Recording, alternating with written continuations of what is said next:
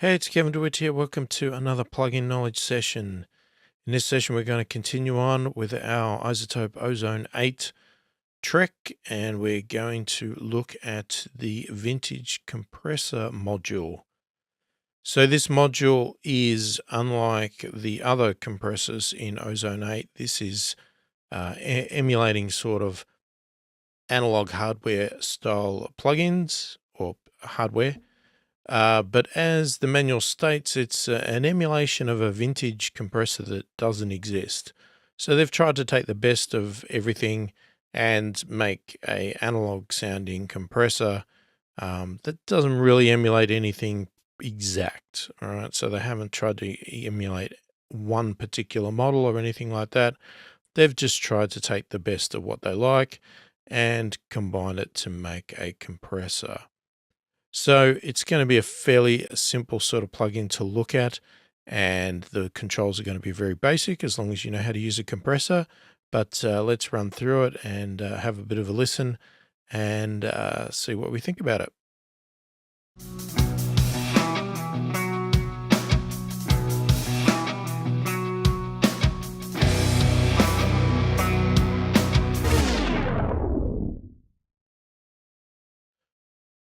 All right, so here we go. I've got Ozone 8 open here in Cubase, and as with the other videos, I've gone with the full Ozone 8 suite here and just loaded the one Vintage Compressor module. As I've stated before, I have the advanced version, so I could load the Vintage Compressor in a standalone plugin, but for consistency, I am showing it in the full module. And if you want to understand the rest of this Ozone 8, check out my other videos. So this one here, we're just going to concentrate on the actual module itself. So as with all the other modules here, we can add, we can delete, we can move it around if we had other modules to change the order. We can bypass and enable it. We can solo it. We can load some presets.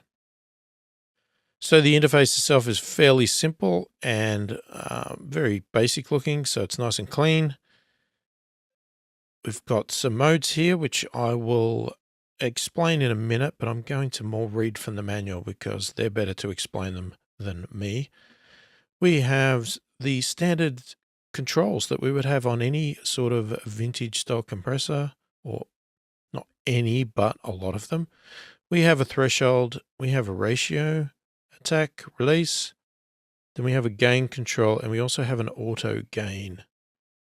The big difference between this and any other vintage compressor is that we can actually go into mid-side mode. So we can actually implement some advanced features, but still using a analog style vintage compressor. We have a couple of different views here. This one here, we can change the detection filter as it states there, and we'll run through that. So that's going to set what the compressor is listening to in the audio field to make its decisions on whether it's compressing or not. And then we have our nice little graph here that's going to show us how the compressor is responding, the gain reduction, and what sort of shape it is doing. All right, so I'm just going to read through these modes out of the manual because that's going to be the best explanation. So the idea of this, first off, is that the mode selector adjusts the single dependent internal ballistics of the vintage compressor and consequently changes overall sonic character to suit the type of sound you're looking for. In simple terms, it changes the sound of the compressor, I guess. So we got sharp, provides crisp dynamics and a greater emphasis on transients while the body of the signal is kept under control. Balance gives a signal-dependent balance between dynamics, preservation, and overall enhancement to the body of the signal.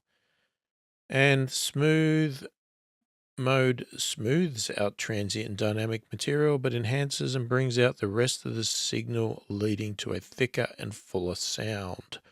So we'll see if we can hear that difference as we go. So first off, let's just start with what we've got. And we'll just flick through the controls. I've just got it on a whole song, so I'm sort of pretending like I'm doing this on a mastering session here, I guess. So we've already got it going over the threshold, as you can see, and you can see the waveform, what it's doing. It's pulling down mainly the kick at the moment.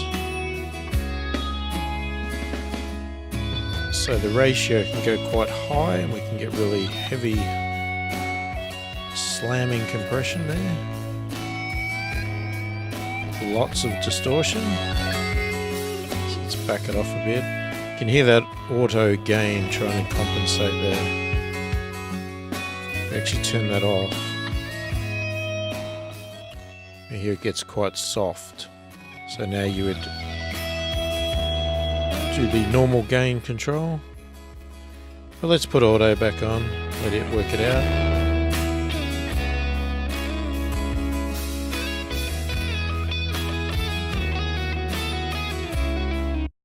Right, so I'm going to compress fairly heavily, but we probably don't need to go to that extreme, just to exaggerate the settings here a bit.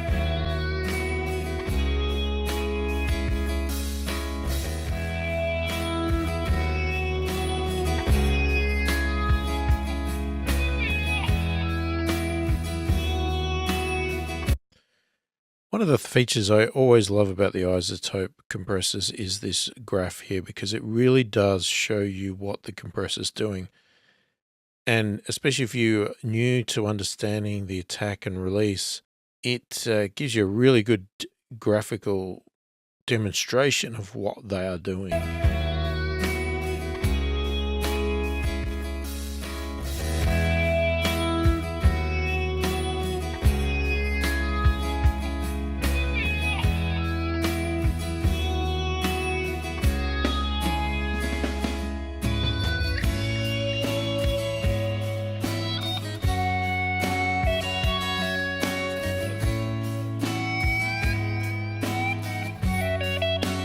You can see as I lowered the release or made it longer, you can see it doesn't let go very quickly.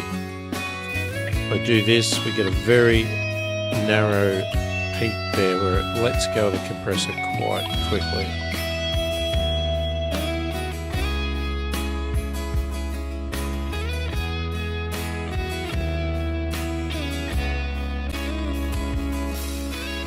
Go for a short attack, it basically is compressing everything because it's constantly going. We slow it down,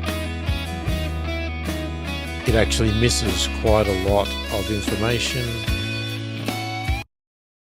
as the peaks are a bit too fast for the attack to detect it.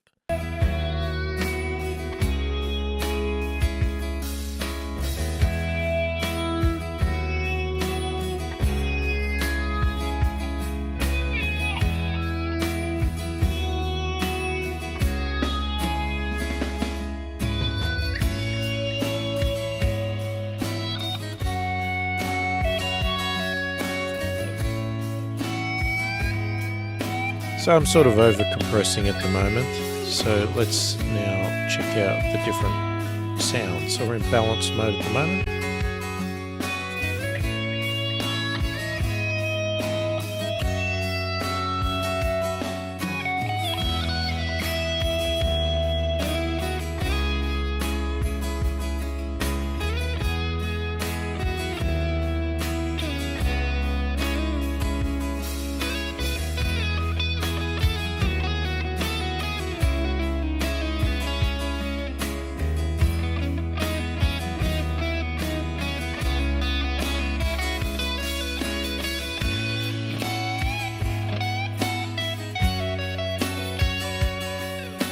You can definitely hear the difference when you listen to the snare.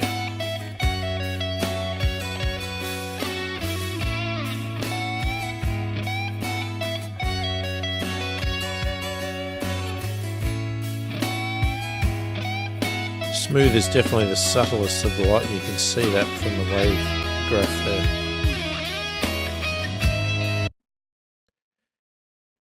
Now the other thing is we can play with the detection circuit here. And you can actually solo it so you can hear what it's listening to.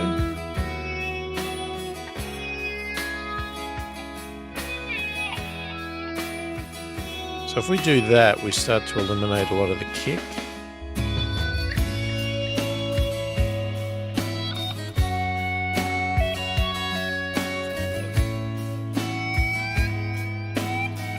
So you'll see it's not compressing anywhere near as much now that I've done that. And if I put that back, again it's compressing quite a lot because we're getting all that low end. It's getting in the filter there. But we can even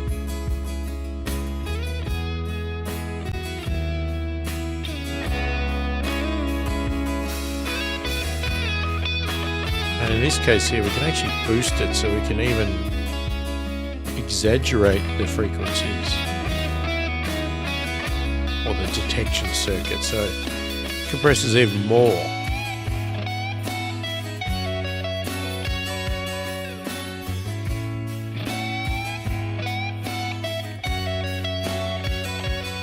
You could do the same thing with the top end. So the low you can't go up, it's just out, but the other two,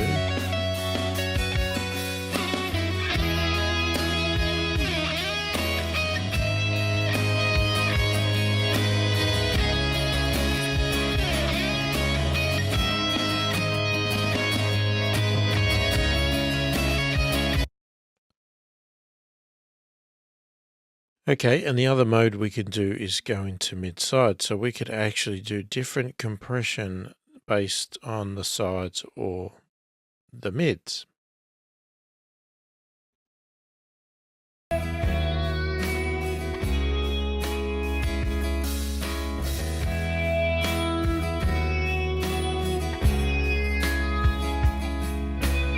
So we could do a smooth one in the mid there, in the sides. Maybe we do a sharp one.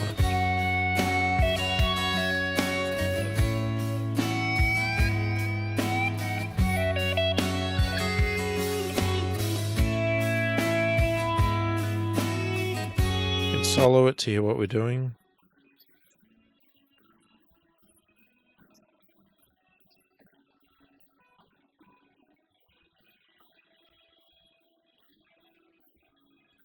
You can hear we're pulling that snare out that's bleeding into the sides. Hear that stick?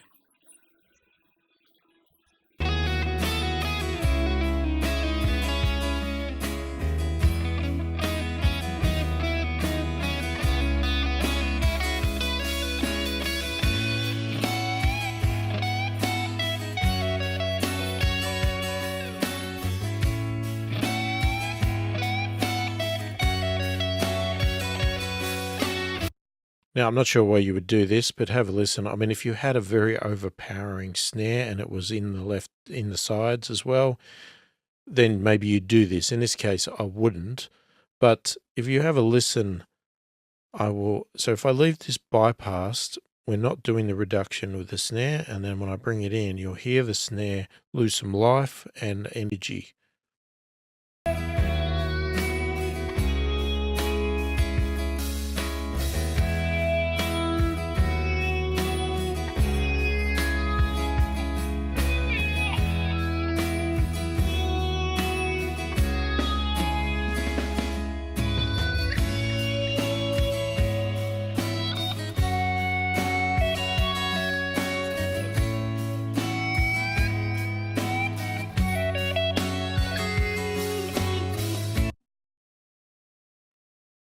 Now, the other cool thing you could do with this is that you could use it for a little bit slightly different sort of circumstance. So let's say we do nothing on the mids, but on the sides here, let's say we don't really do much in the way of compression. But you could turn the auto gain off and do a bit of a boost. And then you're basically lifting up your sides.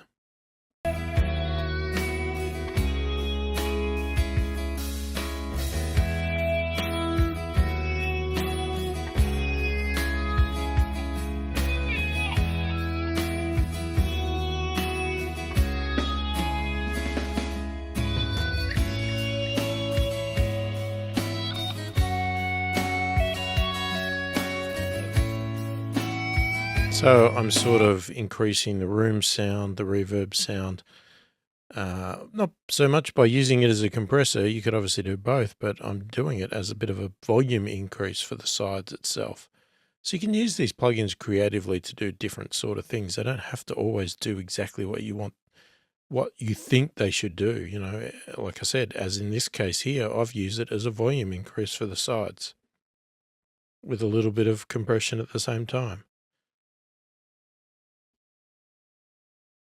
So there you go. There is the Vintage Compressor module in iZotope Ozone 8. Let me know what you think about this module. Would you use it in your mixes or mastering sessions? Do you think it's a worthwhile addition to the Ozone 8 plugin suite? Or is it something that's nice to have, but you probably wouldn't use it because you've already got other ones that you much prefer? In this world of emulations now, we are flooded with lots of these. So like myself, I've got tons of these. So it is one module that I probably overlook quite a lot in Ozone 8, and that's not because it's bad or nothing like that. It's just, it just does not jump out at me to be used when I've got all these other emulations, but it's probably something I should consider a bit more. And let me know what you think. If you're watching this on YouTube, please don't forget to subscribe and check out the other videos that I've got on the channel for anything, including all the other modules for Ozone 8. And hopefully it's been helpful. Thank you for watching, and I'll catch you in the next one.